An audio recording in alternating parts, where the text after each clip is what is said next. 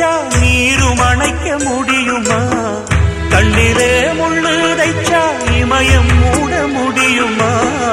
பாரத கதையும் கூட பழியில் முடிஞ்ச காவியந்தான்.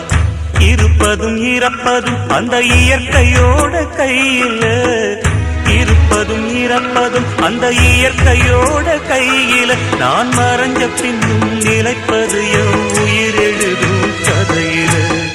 சந்திரனே சூரியனே நட்சத்திர நாயகனே, சந்திரனே சூரியனே நட்சத்திர நாயகனே.